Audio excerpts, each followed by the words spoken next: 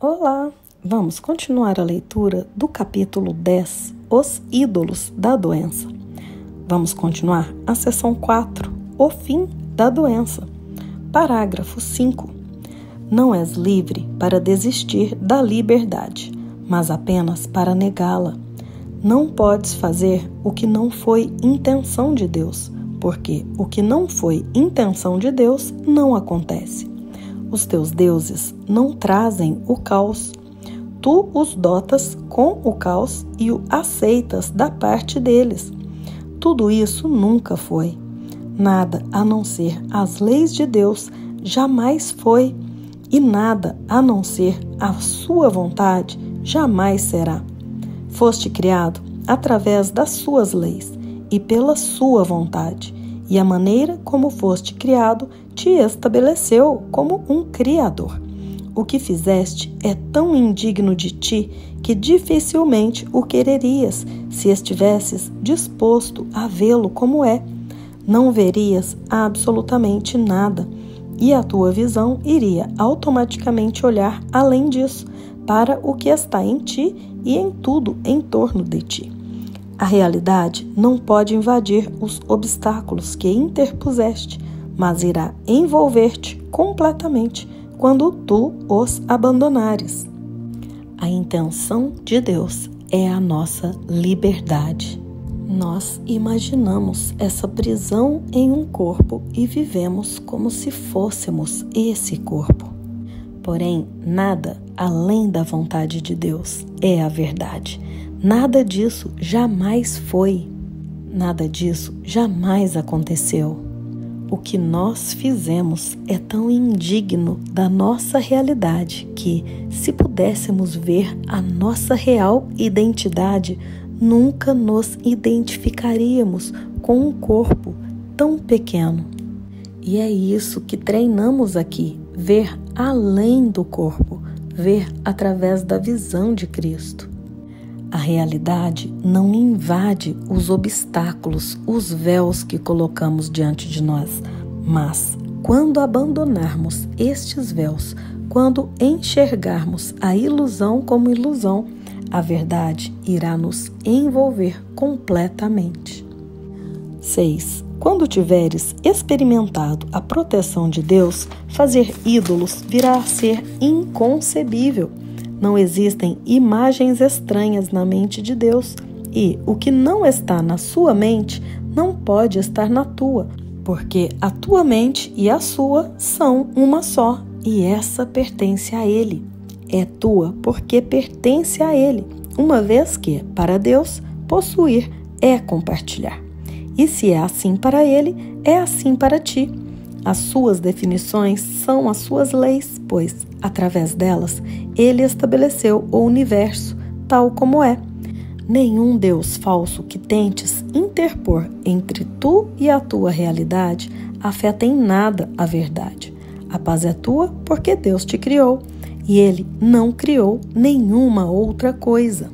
Quando experimentarmos o que somos na unidade completa, nunca mais vamos fazer ídolos. Nunca mais vamos dar realidade a seres separados.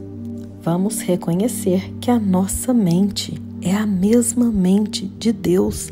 Então aqui não há nada estranho, tudo é uno, tudo é o mesmo. A mente de Deus é compartilhada e assim compartilhamos a mesma mente com todos os nossos irmãos. E nada que nós façamos nesta ideia de separação vai fazer com que seja real para nós.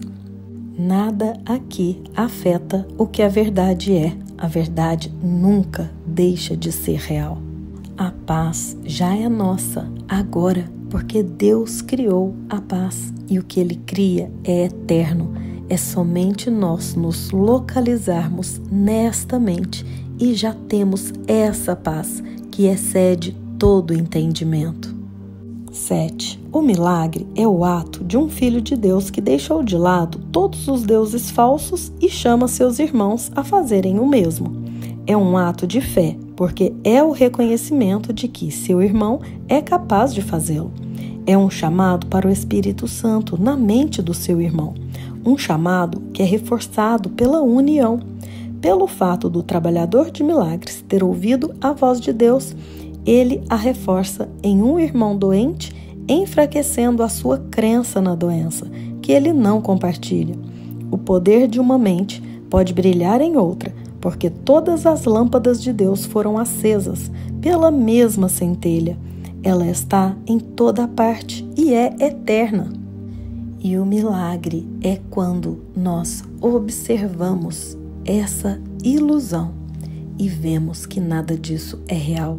E assim convidamos os nossos irmãos a olharem conosco, porque nós já sabemos que o nosso irmão é o mesmo ser que nós.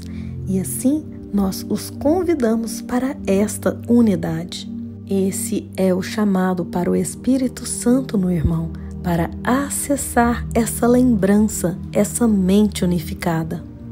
E assim reforçamos a unidade e não damos mais atenção ou credibilidade às doenças desse corpo, pois sabemos que o nosso irmão, nem nós mesmos, somos esse corpo ou essa doença que se manifesta nesse corpo.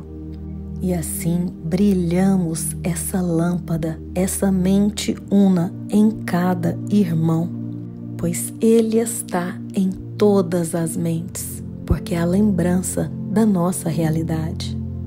8. Em muitos, só a centelha permanece, porque os grandes raios são obscurecidos.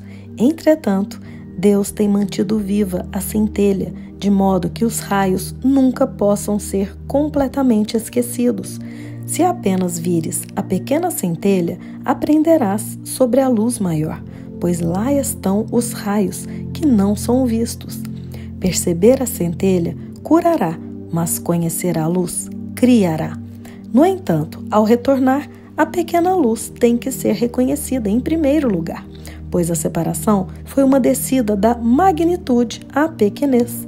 Mas a centelha é, ainda assim, tão pura quanto a grande luz, pois é o chamado remanescente da criação.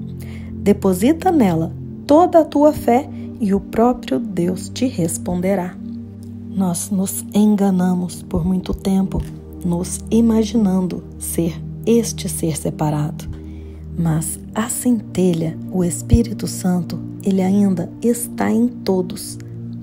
E esse Espírito Santo, a nossa mente que se lembra, essa nunca será esquecida, ela sempre está ali.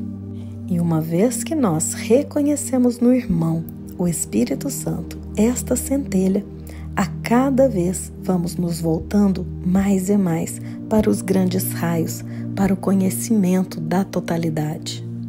Assim nós vamos desfazendo a ideia de separação, pois essa ideia foi uma descida da magnitude à pequenez, uma descida do ser real que nós somos para este ser ilusório e separado. E a centelha, o Espírito Santo, ainda é tão pura quanto o próprio Pai, quanto o próprio conhecimento de Deus. Assim que depositarmos toda a nossa fé no Espírito Santo, nesse caminho de volta, o próprio Deus nos responderá. E assim vamos substituindo todos os nossos pensamentos equivocados pelos pensamentos de unidade do Espírito Santo. E logo estaremos juntos para continuarmos a leitura deste capítulo.